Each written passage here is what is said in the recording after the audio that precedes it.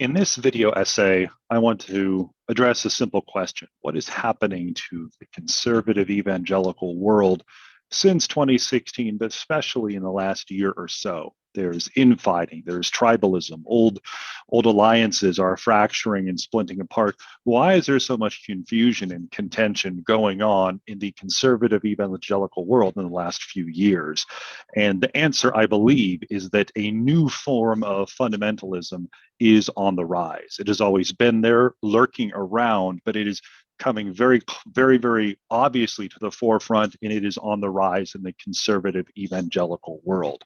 And so what I'll do is this to sort of set the stage. I want to give a one brief explanation of what a generic, faithful, Bible-believing Christian looks like, contrast that with what I'm going to call the legacy version of Northern Baptist fundamentalism, which is tied to Northern Baptist fundamentalism, but is basically the way the fundamentalist movement would characterize many things. And then I'm going to shift and look at what on earth has been going on in the evangelical world in the last few years.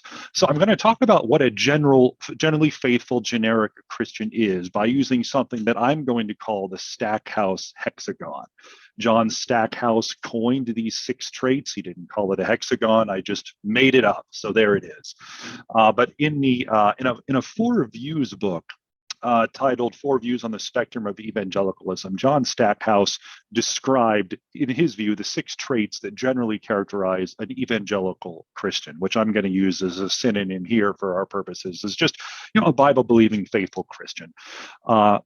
Number 1, Christ and the cross. We need to believe in Christ. We need to believe that what he did on the cross is of extreme importance, of foremost importance to understand Christ, God, have a relationship with him. So Christ and his work specifically on the cross, but also his life, his death, and his resurrection are of supreme importance.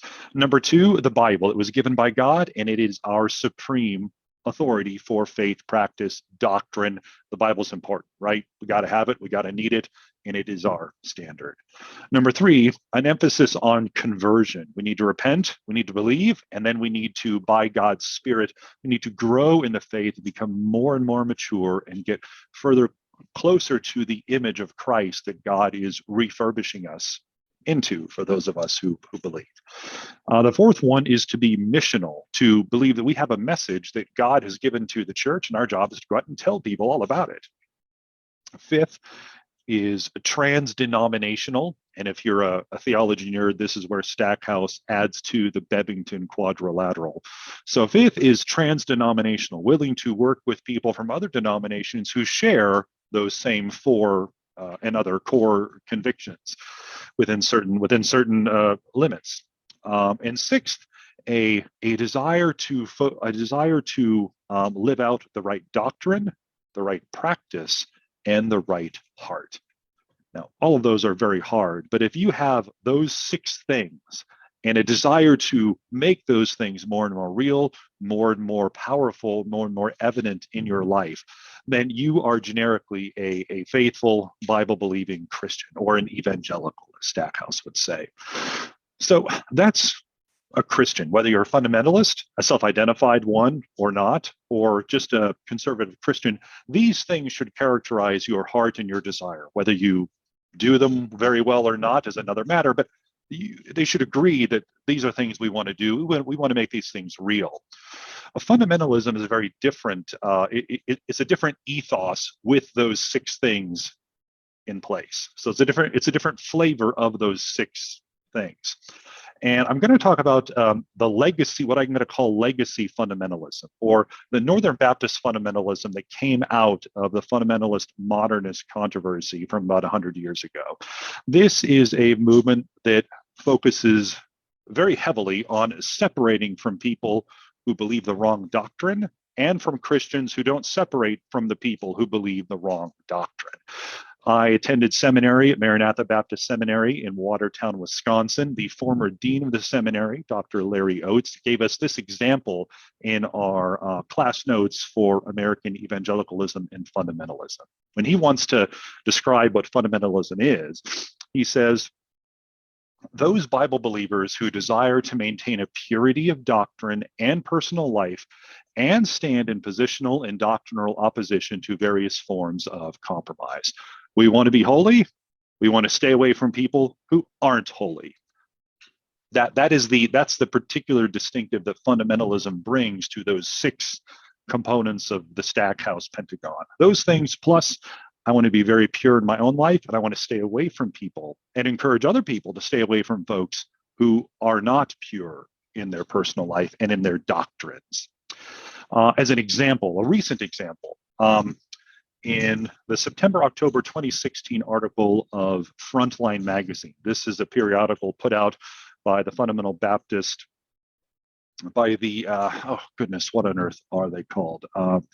Foundations Biblical Fellowship International. It's a Northern Baptist fundamentalist entity. They have a magazine called Frontline. They put out an article in September, October 2016, warning against a convergence, they called it, which is fundamentalist churches from their orbit and pastors moving away from a more hardline separatist position, a more fighting position toward a more positively flavored, gentler form of Christianity, where fighting and separating from those and being on the lookout for perceived error so they can stay away from it is less of a factor.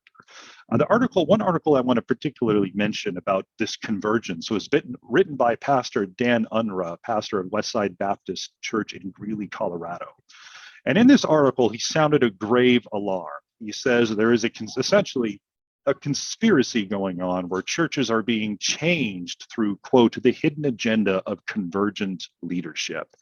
He says the pastors who are attempting to move the ethos of their churches from a very hardline separatist fighting sort of posture toward a more ironic, peaceful, positive, what they would say more positive framework are like Absalom's. And Absalom, as you know, tried to usurp God's kingdom from King David and led a rebellion and a coup against his father. And Pastor Unruh, who wrote this article, said that these pastors who are attempting to lead their churches toward a different framework for expression of Christianity are Absaloms who steal their congregation's hearts away from the truth.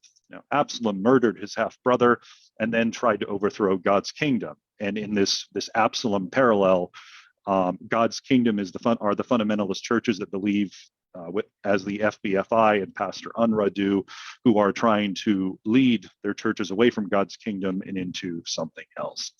He says that pastors who are at risk of doing this have 4 characteristics. Number 1, they like to avoid difficult situations. So essentially they're cowards. Number 2, they're hypocrites. Number 3, they engage in conspiracies to lead their churches away from the truth. And number 4, they are crafty. They're sneaky. They are duplicitous. You cannot trust them. They lie to you. They say they're not changing, but they're really changing. And he closes his article by unfavorably comparing these pastors to Barack Obama. Pastor Unruh used President Obama's middle name, which is Hussein. I suspect it was on purpose as a slur. He compared pastors who wish to change the ethos of their church away from a hardline separatist position to Barack Obama. He quotes Barack Obama, who says he wants to transform America, and he says how sad that convergence have become to fundamental churches and institutions what Barack Obama has become to the United States of America. And to top it off, the editor of the FBFI magazine said that he hopes readers would take this as a loving rebuke. Another example, Kevin Bowder, research professor at Central Baptist Theological Seminary in Plymouth, Minnesota. In December 2018, he did an interview with Christianity Today, and they're trying to find out more about the fundamentalist movement. So they did a short interview with him. And what Dr. Bowder said in that interview was that what makes fundamentalists different from other Christians is they focus on separation. They want to be pure in their doctrine, so they want to separate from people who believe what they perceive to be wrongly, and from Christians who don't separate from the folks who believe wrongly. So that this separation thing, this militant fighting stance is the defining characteristic of legacy fundamentalism. We see something wrong, we want to fight and warn people and we want it fixed or we're going to leave. One Baptist pastor in Massachusetts in July 1963 wrote an article for Christianity Today where he's describing the different flavors of Christianity that he sees. And when he gets to what he calls new fundamentalism, he says that this basically consists of quote, ultra-separationists who are anti-everybody, who doesn't think as they do on both cardinal and peripheral matters.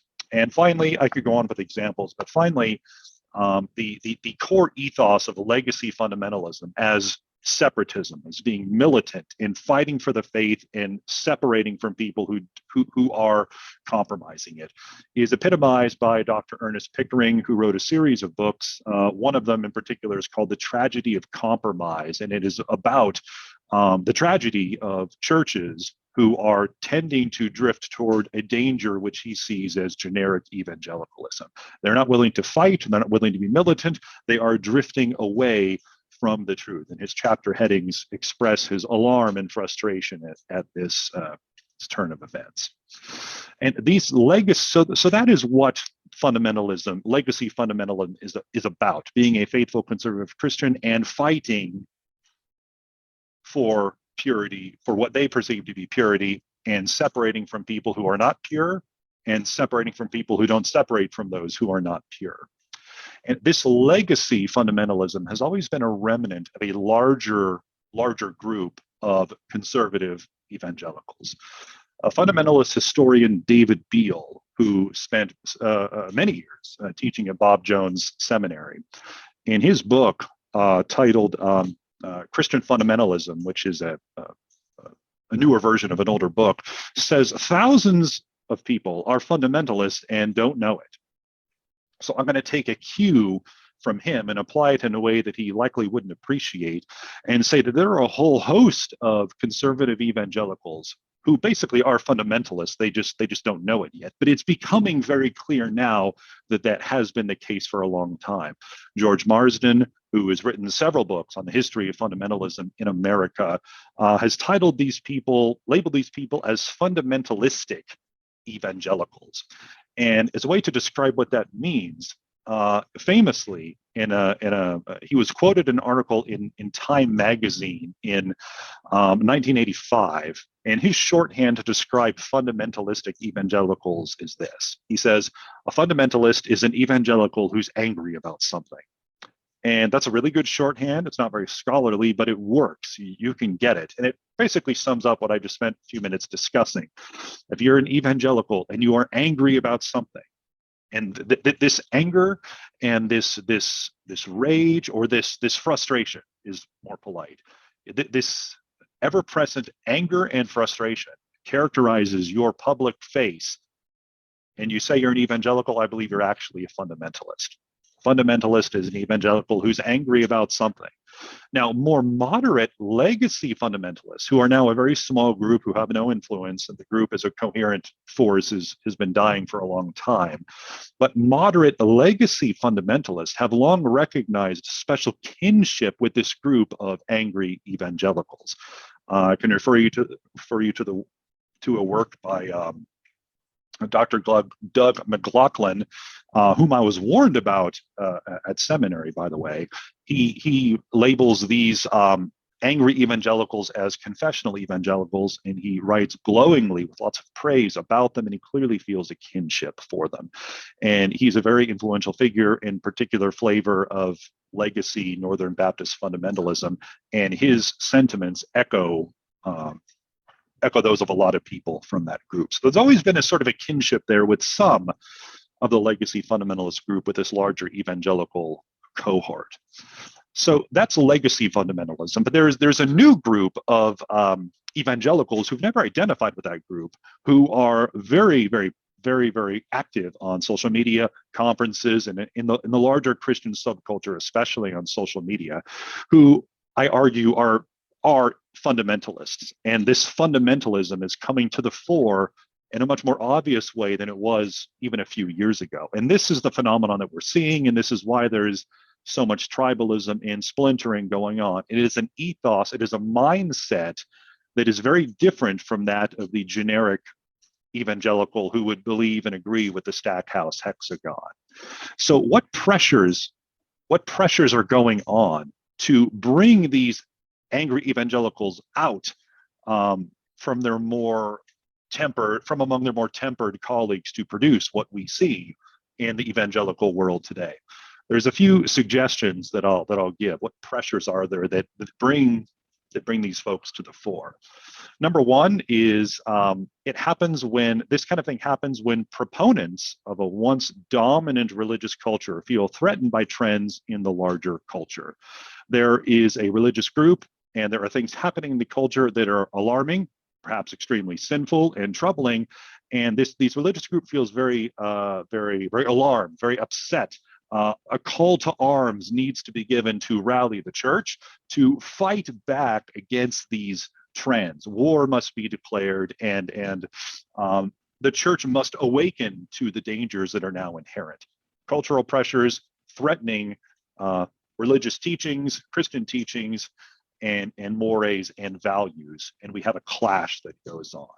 Christian historian John Fea has written a book in which he argues that fear is a primary driver in a lot of what goes on in the evangelical world. And I think he's certainly right. Think of the pastors you follow or may read a lot. And I want you to think of how much of this rhetoric is, how much of what they say and write is about a threat that must be attacked. There is a fear of something coming at the church or coming at us, and it must be stopped. And we need to be educated so we can make sure that we stop it. So there is a threat that is coming that must be mitigated. Fear as a primary driver. To the extent that fear characterizes what you do and how you do it, if you're a pastor or in some sort of pastoral ministry position, to the extent that fear is characterizing and driving what you say and do, that doesn't gel very well with John 14:27, where Jesus says, "Peace I leave with you, my peace I give you. I give to you not as the world gives. Don't be troubled or afraid." It is paradoxical that too many evangelical teachers, leaders, angry evangelicals use fear in a very, very obvious way when Jesus told us not to fear and not to be afraid. The third thing is there is a frustration because Christians no longer have custodial control and influence over the culture.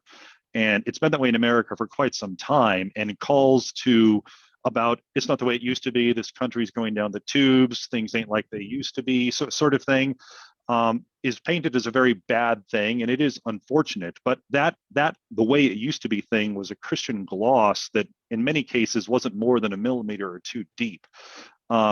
In some ways, this loss of Christian custodial control over the culture is not so much a regression as a return to a status quo that Jesus told us to expect. The fact that America had the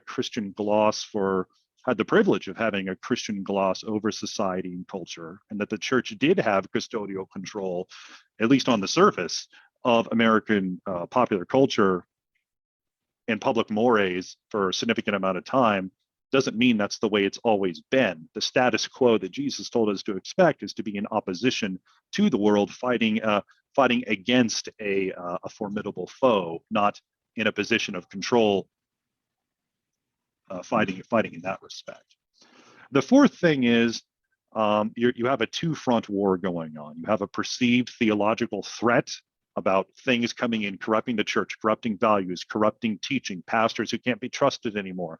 So you have a theological threat and you have a cultural threat, and those two things together produce a lot of alarm and a lot of fear, to be honest.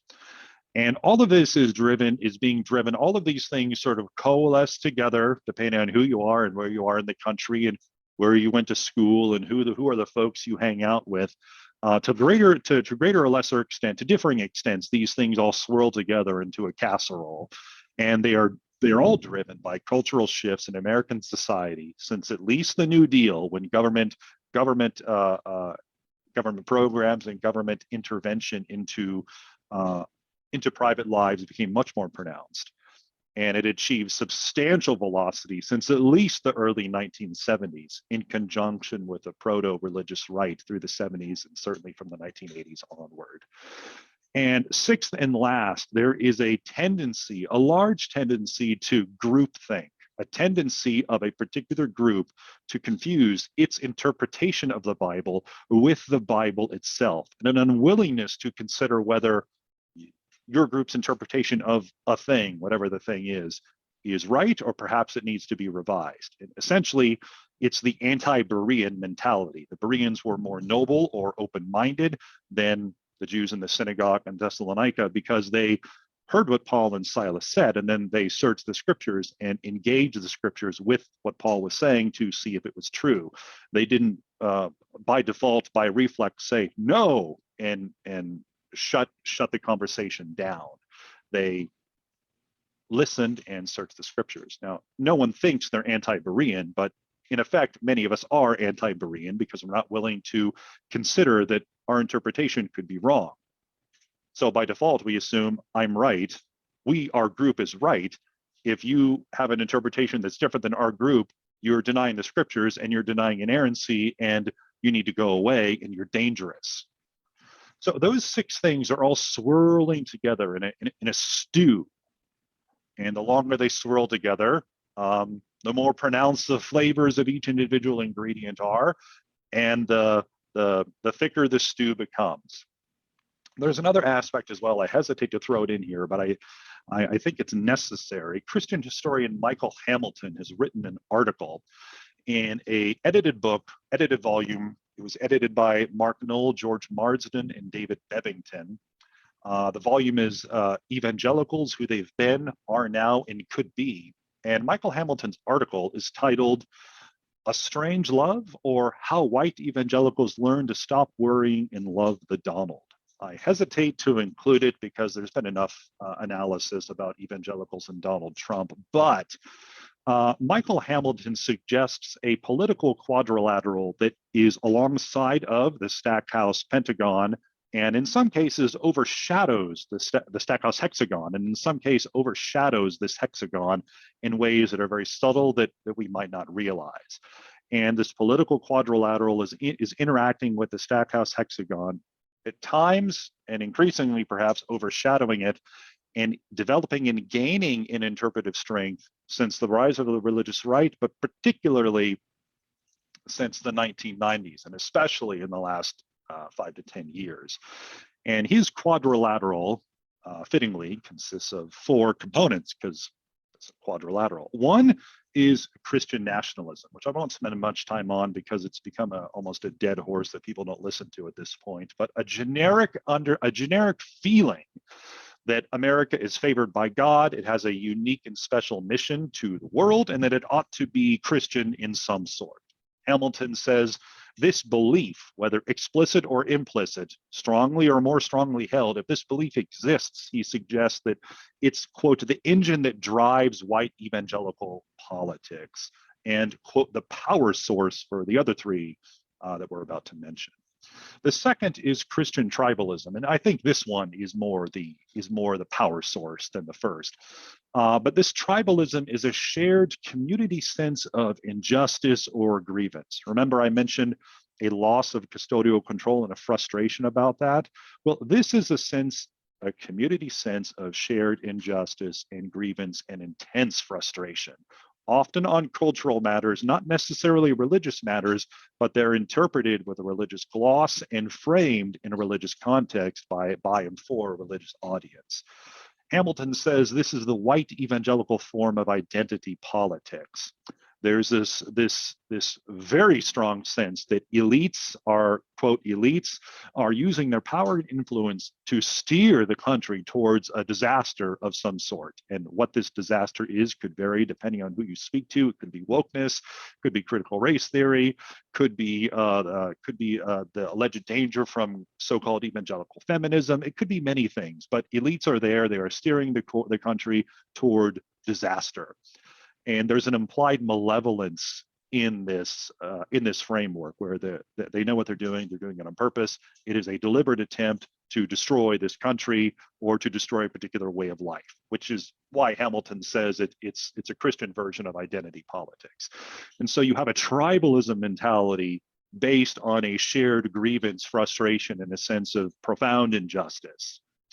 The third part of his quadrilateral is a political moralism, where political policies must uphold Christian moral values, and to the extent that they do not, our country is in deep trouble. And this is where Christian political activists tend to leverage single issues to generate anger to mobilize supporters, abortion and other things, but a strong sense that political policies must uphold Christian values. And the fourth one is what he calls an anti-statism, a very strong urge for limited government, except when it comes to political moralism, except when it comes to issues that Christians think must simply exist in the public square. So there's a disconnect between wanting government to leave us alone and yet wanting government to legislate particular flavors of Christian morality, all of which should make Baptists raise 1, 2, or perhaps even 3 eyebrows, given what Baptists believe about soul liberty and the state's involvement in religion. So all of these things together, add to it, you have what Marsden said. Marsden suggests there's a shifting sort of battle space, which is my term. But there's a shift in what exactly is going on here.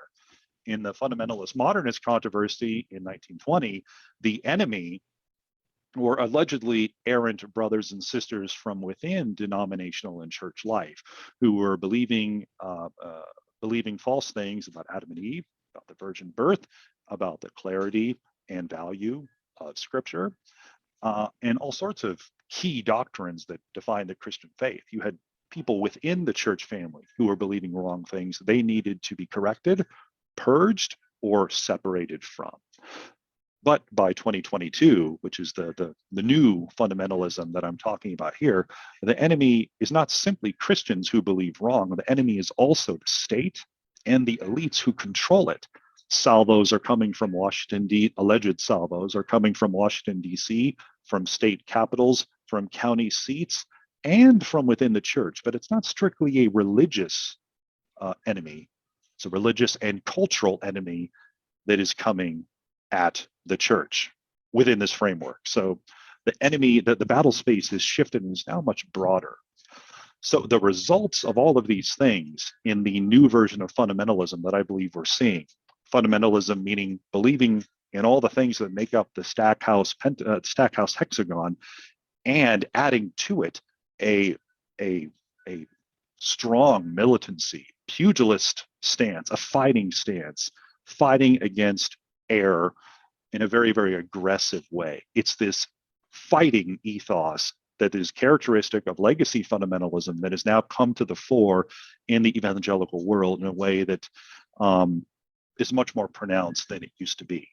So the results of all of the things I've been talking about is you have often this political quadrilateral that I mentioned from Hamilton is producing additional tests for orthodoxy and alleged heresy. So you have cultural issues that are going on, fueled in many cases by a sense of political moralism. Christian values need to be in the public square. They're not, and that's frustrating. There is injustice and grievance because things aren't the way they're supposed to be, and we coalesce and form groups, Christian groups, based on our shared frustration. And so now you have additional tests for orthodoxy going on. One example is women's role in the church. Beth Allison Barr and Kristen Kobes Dumais have both published books in the last year or so that have produced frantic and sustained backlash from more fundamentalistic organizations like the Council for Biblical Manhood and Womanhood and from 9 Marks Ministries, coupled with incessant social media broadsides by CBMW affiliated folks. You have allegations of wokeness and critical race theory abound and are floating around everywhere in the evangelical Twitterverse. Owen Strachan advocates for excommunication for folks who believe in wokeness or CRT, however you wish to define that. He offers definitions in his book, who do not repent from his definition of wokeness and critical race theory. He calls this the new social gospel. So there are alleged dangers that are attacking the church. They're coming from culture. They're coming from Christians who are being sucked in by the culture. And the church needs to be aware. We need to fight it. We need to be militant about it. We must be angry about it because it's destroying churches, it's destroying Christians, and it is a clear and present danger. And these additional tests for heresy, alleged heresy, and for alleged orthodoxy are baffling sometimes to evangelicals who are removed from the crucible of American culture, who aren't viewing this through this political quadrilateral of political moralism and Christian nationalism and a shared sense of injustice. And removed from this melting pot, they look at what's going on with these tests of orthodoxy. I just mentioned two of them. There are others that could be mentioned. They're baffled. Dr. Jason Allen, the president of Midwestern Baptist Theological Seminary in Kansas City, recently gave a lecture at Southern Baptist Theological Seminary. And in his lecture, he made some remarks about the Chicago Statement and the Nashville Statement. The Chicago Statement on biblical inerrancy is a landmark, very, very popular statement about circling around the inerrancy controversy in the mid to late 70s. The Nashville Statement is meant to provide a clear guardrails for biblical sexual morals, specifically related to homosexuality. And he spoke very glowingly about how Southern Baptists need to uphold the Southern Baptist faith and message, the Chicago Statement, and the Nashville Statement. And Australian theologian Michael Bird recently dismissed both the Chicago and Nashville statements as, quote, parochially American culture war documents. I don't believe he disagrees with the content so much as the context that produced them. They are fundamentalist documents that are more influenced, he believes, by the American culture wars, remember the political quadrilateral I mentioned, than by a real desire to discuss what the scripture says. So they're tainted with a culture war brush that makes them generally unhelpful, and they are both very American documents that have essentially an American subscription base from Americans or from others who were trained by Americans and who have connections to the American evangelical scene. The Lausanne Covenant, 1973, and the Declaration of Evangelical Social Concern, also 1973, signed by Carl F.H. Henry and others, suggests that there is a much, much wider world out there on some of these alleged tests for orthodoxy that Americans don't seem to realize or seem to dismiss when the Lausanne Covenant in particular has a much wider subscription base in the global church than Nashville or Chicago put together times 10. So you have that. You have tests for orthodoxy and heresy that are militantly enforced and energetically prosecuted, especially on social media. Two, you have this emergence, especially in the last 10 years, of secular humanism as a shorthand code word for any cultural force with which one disagrees. Evolution's being taught in the schools, secular humanism.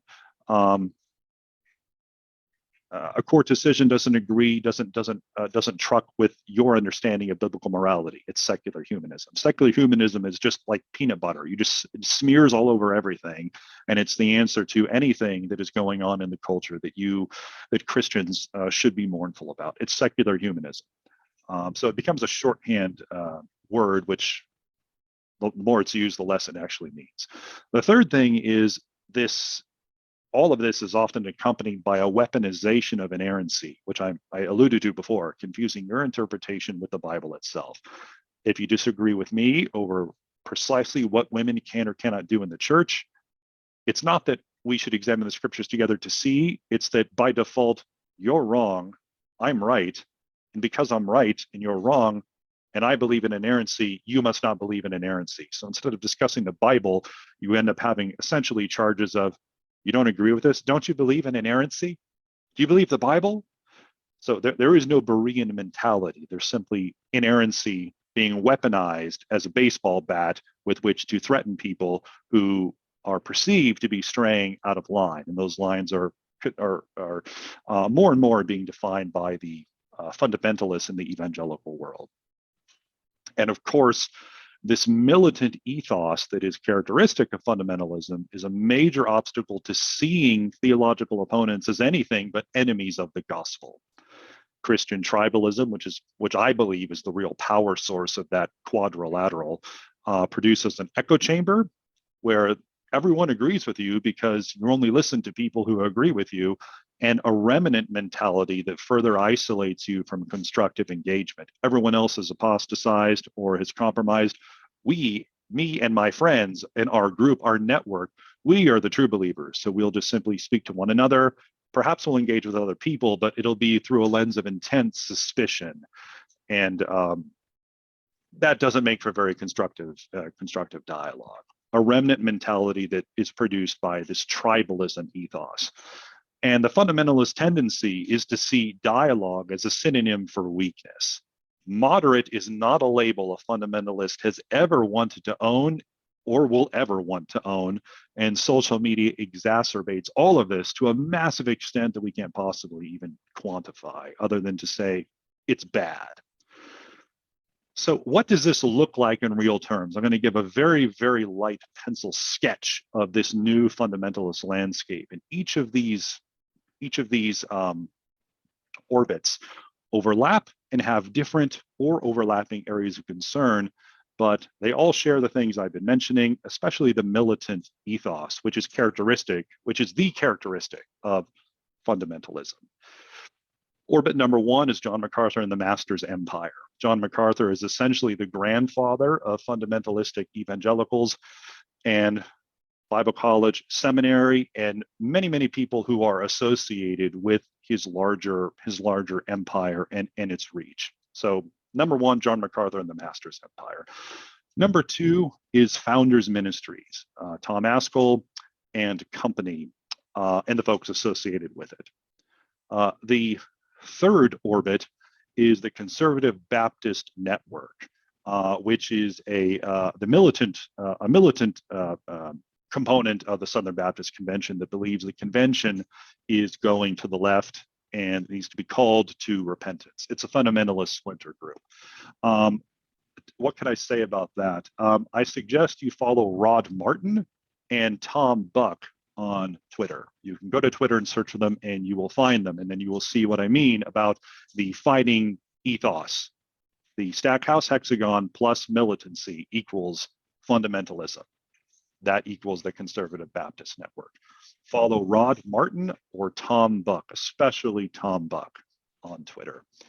The fourth orbit is G3, which started at G3 Ministries, which started as a Reformed conference and has grown enormously over the last several years. They now have their own, now it's a standalone ministry with regional and annual conferences, writing platforms, publishing, and they are expanding very, very fast and achieving great outward success. So G3 Ministries. Fifth is what I'm going to call the molar orbit, for lack of a better word. And these are all imprecise categories, but if you are active in the conservative evangelical social media world, you'll know what I'm talking about. If you're not, then perhaps you don't need to watch the video. The molar orbit, I would count this as Southern Seminary and some figures associated with it, the Council for Biblical Manhood and Womanhood, 9 Marks, and all of the folks associated with it. That's not saying that Moeller controls all these people. I'm just saying that I believe he's the most influential figure who has the most influence over this particular network that's usually centered around Southern Baptist Theological Seminary and Al Mohler, who's been the president there for nearly 30 years. And last, this is very imprecise, but I'll call this last group the 1689 Theo Bros. The 1689 Second London Baptist Confession is generally the confession of the Reformed Baptists. And there's a coalescence that's happened that's very hard to describe. You know it when you see it. And I call that the 1689 Theobros. And I'm going to call this the Grace Bible Seminary in Conway, Arkansas, James White, and Owen Strawn, and others associated with it, but I'll focus on these three. The Theobro remark, I'll take a few seconds to remark on that. Bro culture is really difficult to pin down. As I said, you know it when you see it. It seems to be characterized, if you try and define it, it's characterized by almost a frat-like masculine ethos in various forms. The Oxford English Dictionary, when it talks about this definition of bro, says it means belonging to and socializing with a close-knit group of male peers and sometimes displaying boisterous or rowdy behavior. And if you take this frat-like masculine ethos with a group of male peers, boisterous and rowdy behavior, and you just apply John Calvin to it, the 1689 London Baptist Confession to it, I believe you have the 1689 Theobros. And there are many of them, but I believe they're most prominently at the moment associated with Grace Seminary in Conway, Arkansas, James White and Owen Strawn. And you should follow Owen and James White on Twitter or social media if you haven't already, and you will see what I mean. Now, this new fundamentalism, what Marsden called a fundamentalistic evangelicalism, it doesn't appear to have developed a theology of separation, which might be a Baptist fundamentalist thing.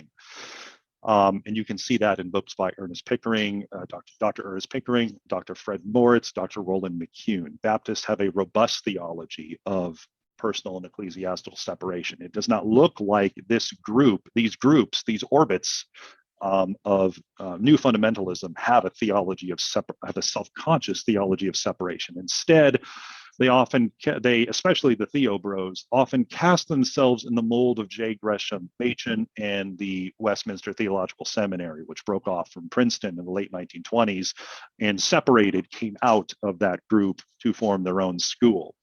The Grace Seminary faculty photo from Arkansas is deliberately recalling the Westminster equivalent from 1931, complete with faculty sitting on chairs with stone faces. At least one of the new faculty from Grace Seminary has a vest on and a coat, and they even use some sort of sepia-like filter to recall the Westminster faculty photo from 31.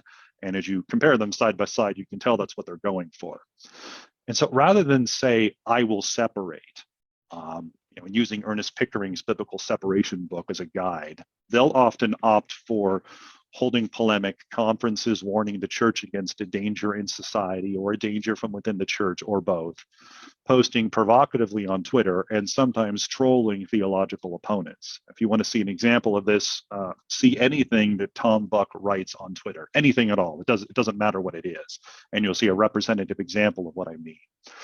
Some prefer to strike a very melodramatic tone in what they write. This is Owen Strawn's way. He recently wrote a hagiographic article about Pastor John MacArthur, and he described MacArthur as having an iron-dipped Scottish last name. It's very, very melodramatic, very, very dramatic. And they often paint themselves as noble warriors fighting a holy war, unfortunately with Twitter often being the stage for single combat. And the interesting thing about this new fundamentalism that we see in the conservative evangelical world, that is the reason for the splintering and tribalism and friction going on in all sorts of camps. The interesting thing about this is that different elements of legacy Northern Baptist fundamentalism have begun to drift to the 1689 Theobro orbit, which is very, very interesting. This is likely due to the influence and sponsorship of Scott Annual, who is legacy fundamentalism's best credentialed and active ambassador to the fundamentalistic evangelicals. On the G3 blog, we've had recent contributions from Dr. Kevin Bowder, research professor at Central Baptist Theological Seminary, and many articles from folks associated with the Foundation's Biblical Fellowship International, which is a more militant fundamentalist group, and a whole host of others loosely associated with the Central Seminary, trending toward more reformed orbit.